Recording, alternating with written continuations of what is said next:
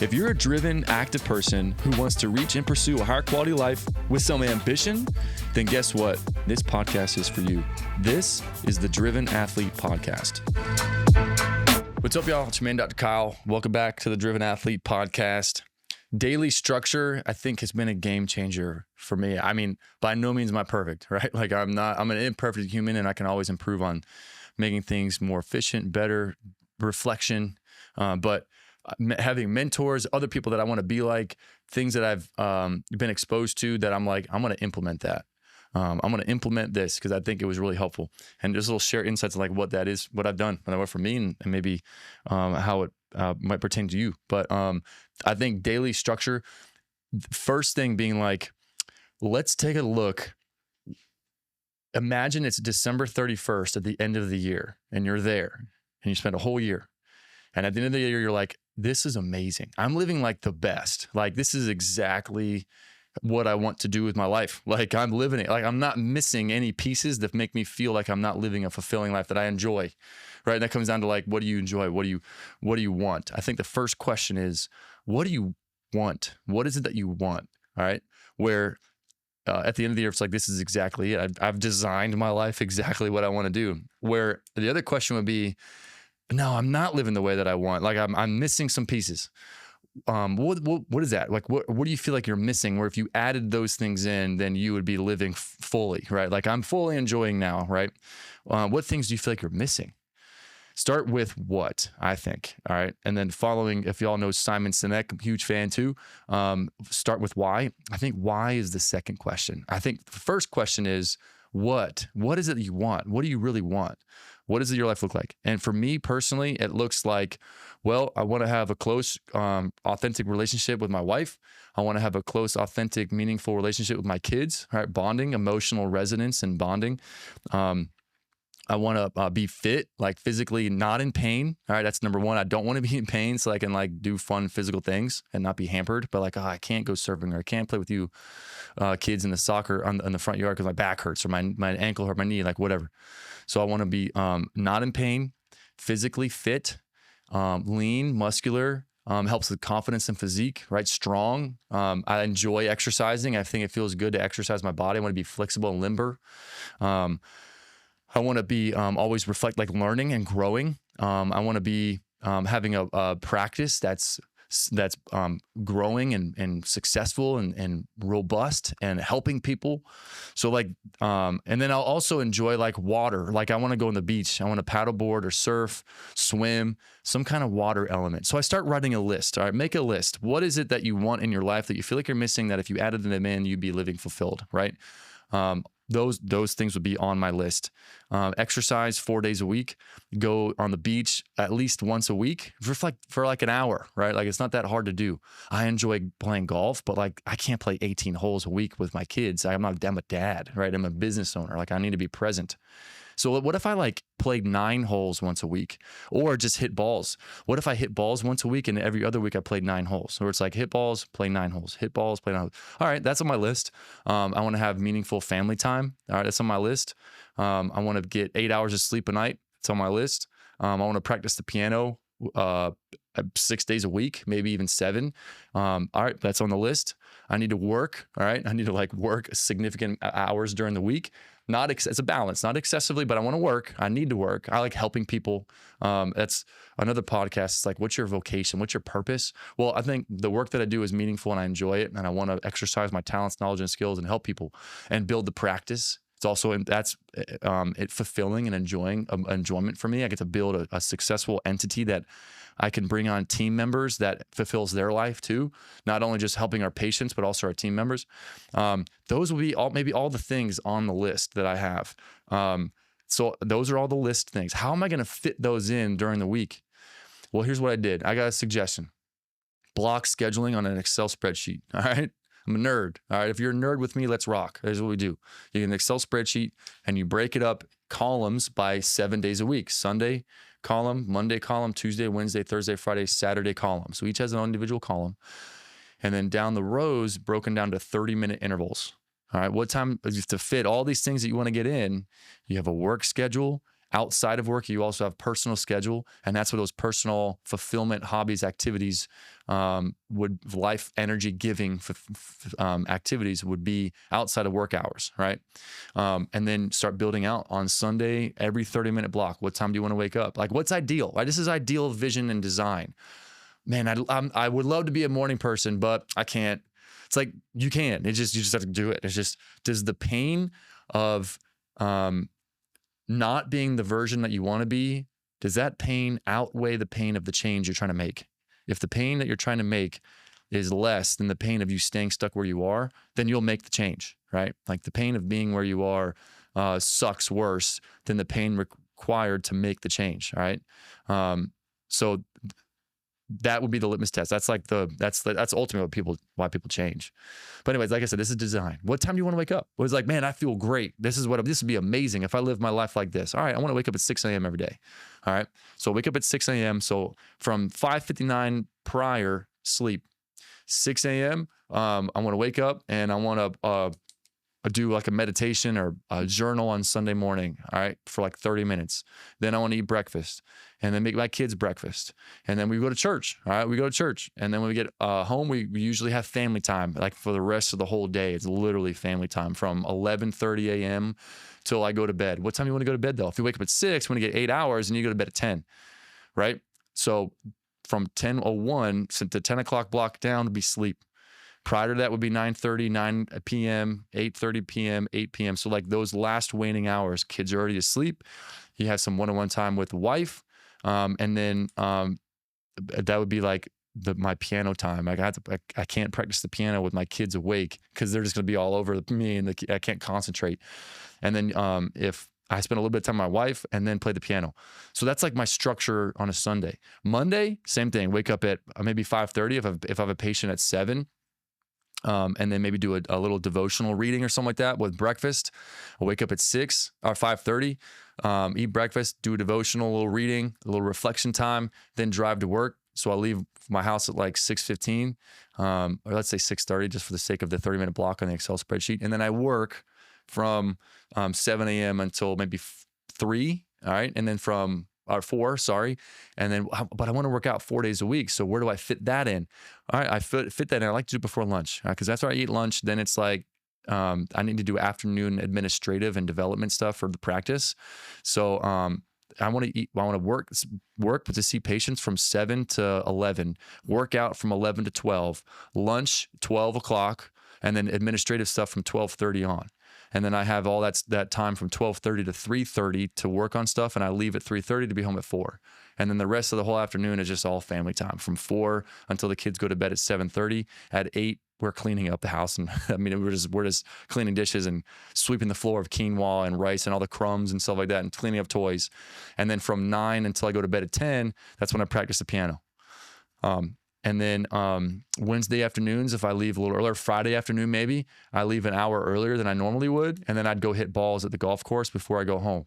So I can still be home at 4 o'clock. I just need to leave a little bit earlier to get golf balls in. Saturday morning, Saturdays is basically all family time. The entire day is family structured, family fun time.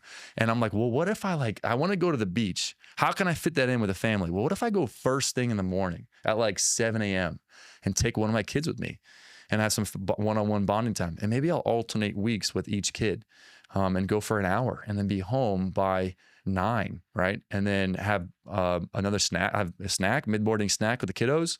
And then we're chilling, like we're family fun structure stuff. If it's soccer games or just go to the playground, go to the zoo, the science museum, like whatever, swim in our pool, stuff like that. So like, everything can be structured out. And I actually did do that. And then that has been really helpful, as in like, it was enlightening and reflecting, as in like, these are the things that I want, that I would love to have included in my life to make me feel fulfilled and enjoyment. Well, just like list them out. What are the life energy giving activities that give you enjoyment, that you're like, I love my life. I'm doing a lot of fun things, versus like, I don't do anything. Like I'm super frustrated, and it ends up leading to resentment, maybe towards your kids and your wife and your family or whatever. That's what I've been told, right? I can see that happening. It makes sense, but ultimately, quoting Jocko Willink, I like this, is extreme ownership, as in like, you are a collection of all the decisions you've made throughout your life. Currently, that is self-responsibility, as in like, I am the direct result of all the choices I've made up to this point, barring some kind of accident you can't control, right? Of course. I mean, like that happens. Um, Outside of that, with relationships, your setup, with your life structure, your body physique, outside of uncontrollable factors, as in like some kind of health disease or a car accident or something that happened, like an accident or some sort.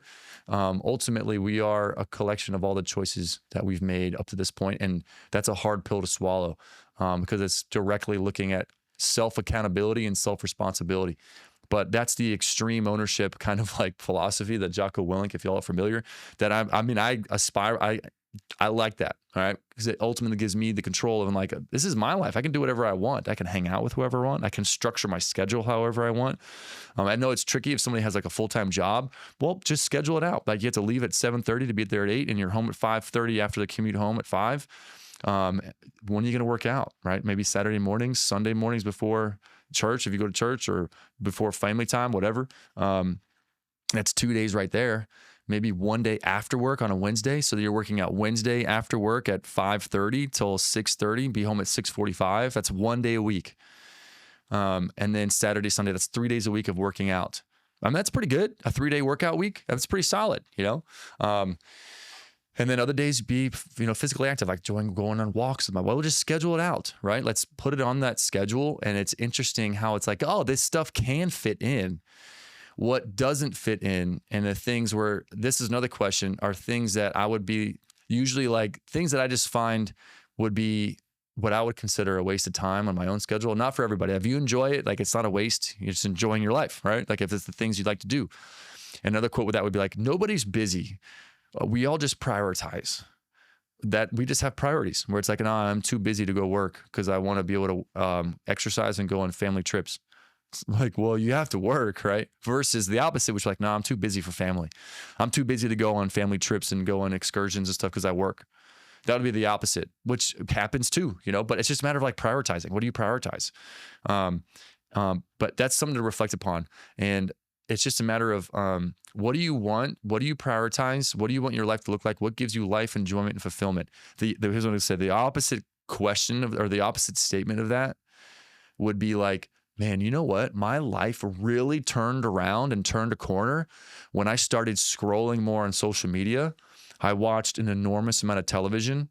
My life really turned around when I drank more alcohol and I started snacking more on junk food. Man, I love that. Like, I really turned up my life when I ate more junk food.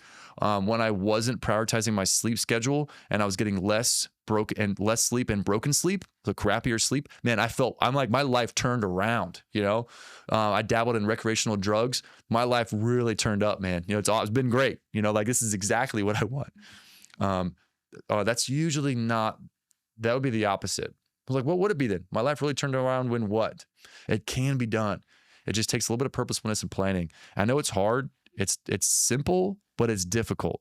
Just like working out. Like, it's simple recipe. We know the answers, but it is difficult and it's not easy. Simple does not mean easy or not difficult. Simple just means the recipe is known. It's just, it's difficult to do. One of the hardest things is just changing a lifestyle and doing something unfamiliar that you might not feel comfortable with and familiar with. That's really what it is, in my opinion. And then not diving into it from a lack of familiarity. The other component of that, because of that, usually leads to fear of failure. It's not like, if you've ever tried something by yourself alone to do a new task of some sort and you failed, you're usually not embarrassed. It's usually a fear of shame that other people would witness your failure, and then you would carry that with you and then identify yourself as a failure or carry yourself as a shameful person because, like, you failed and everybody witnessed it. That's usually what it is, from my understanding, from experts that I've talked with and personally I talked with about all this stuff. That's usually what it is. And then if that's the case, if it's a fear of failure issue, and it's a fear of shame, it's like, I'd be concerned with what people would think if they saw me try hard and I didn't fulfill, or I didn't stick with it consistently of this life change or whatever. Like, oh, he's on a huge kick. Like, there's another one of these schemes, he's on a huge life kick, a self-help kick, reading a lot of self-help books, um, if that's the concern, it's not people. Like, who cares? Like, people don't, like, you don't know everybody. It usually is 1 to 2 people. It's like one person or 2 people that you would be thinking about in the back of your head that you'd be concerned of what their opinion was if they noticed you failed. So back it all the way down. Your fear of failure, fear of shame that comes with the failure, being noticed by people. Who are the people? Who is it you're thinking about that you'd be concerned of their opinion if they noticed that you failed and you're ashamed about that? Who are those people? Write their names down on a piece of paper. This is powerful. I did this. It's powerful. Then underneath that, write, I am not going to pursue these goals because I'm concerned with what so-and-so would have to say if I failed, which is imaginary because you haven't even tried it. You're not even failed. And you don't even know if they even care or not, right? And if they say they did call you out, or like, my question would be, that's not going to happen, number one. And number two, are they really that important of a person? If they were to be like, look at you trying hard to improve your life, like, what a loser, right? Like, who would say that? Do you know who doesn't say that? People that are really diving into this kind of like lifestyle change stuff and have done it. They would be the ones to be like, oh, bro, you should totally do it. Dude, I believe in you. Do it, man. It's going to change your life. They would be encouraging and supportive. Let's think about the people that would be, if they did pass judgment or be like, hey, look at this person trying to improve their life. They don't do that stuff. They're projecting their own lack of agency and their own lack of pursuit, which is their own fear, their own failure and insecurities that they're projecting onto you. That's usually where that comes from. If a person did do that, you don't ever see successful people knock people who are trying to be successful. It's the unsuccessful people that are knocking people to try to be successful because they can't pursue their own dreams. That's what it is. Like, I promise you, at least this is my own lens on life and my own lens on this stuff. If you have other opinions and stuff, I'm open. I'm all ears. Let's chat. That's just what I've noticed. And from other wiser, more experienced mentors than me, that's what and I've reflected on that. And that's what they said. I'm like, oh, that makes total sense. Oh my gosh, this is amazing, right? So then what's stopping you from doing this?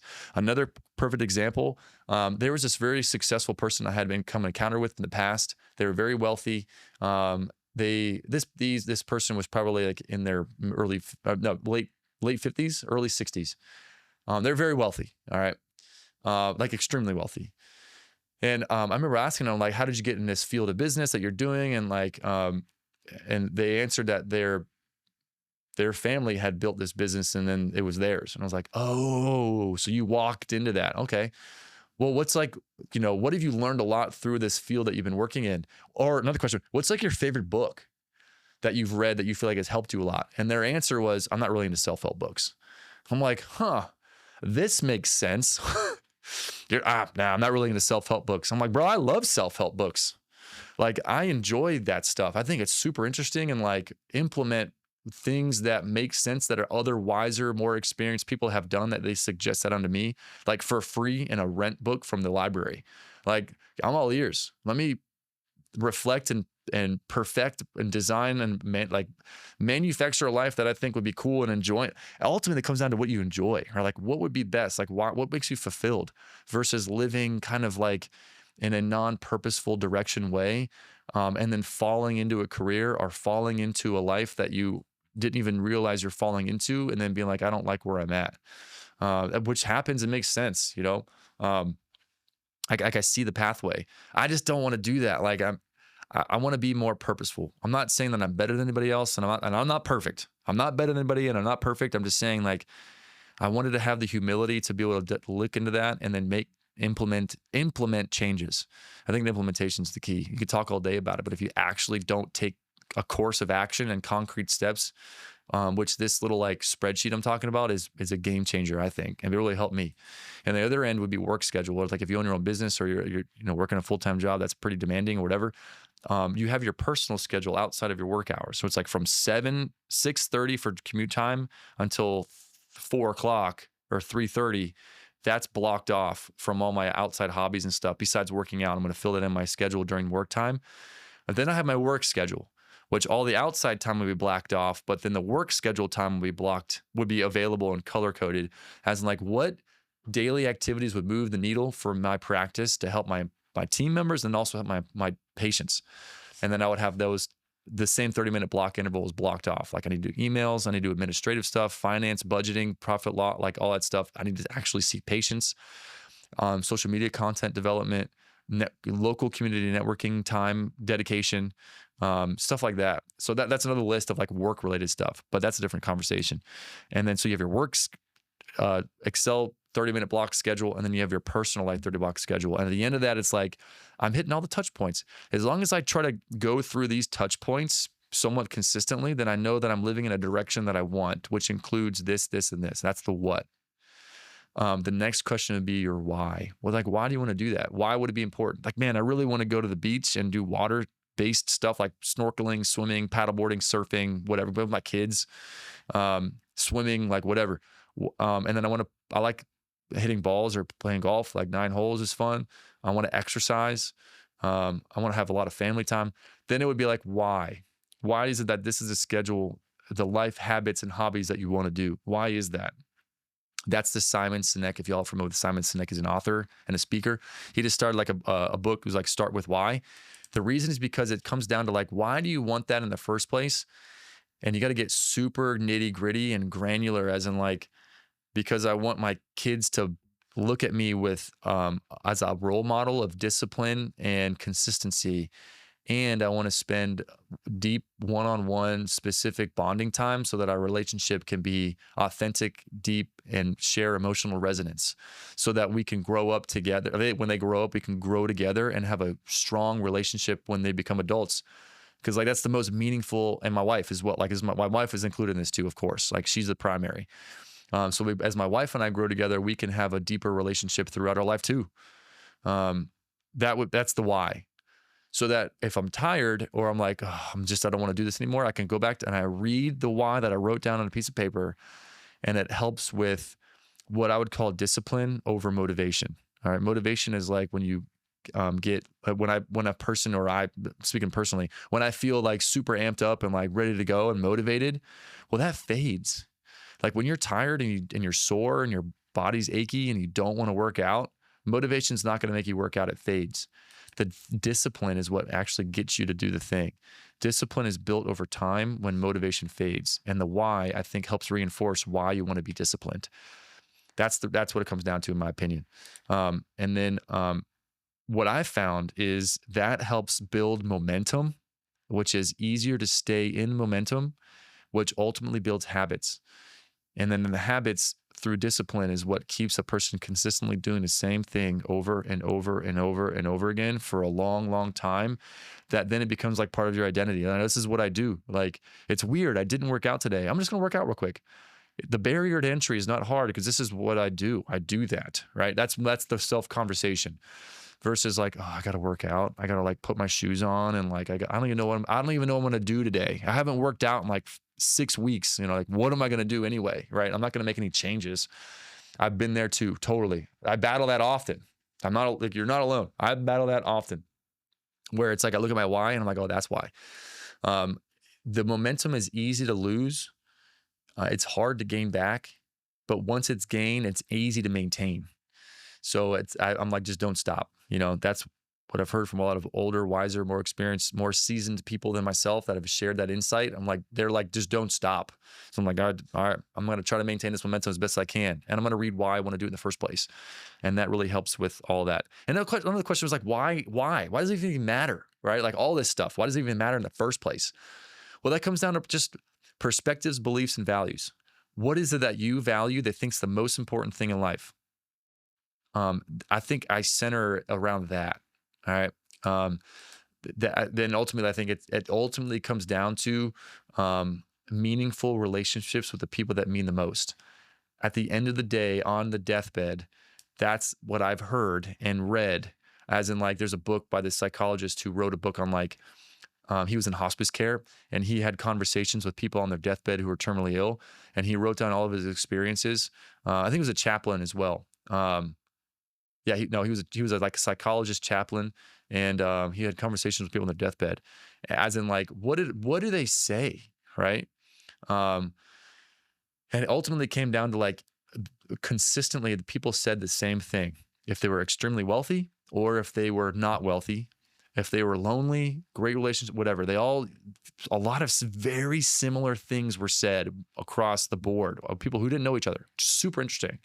So I'm like, oh, this holds weight in my opinion of like what's meaningful then. What is actually going to be meaningful? And a lot of them said they wish they would have told people how they really felt more often.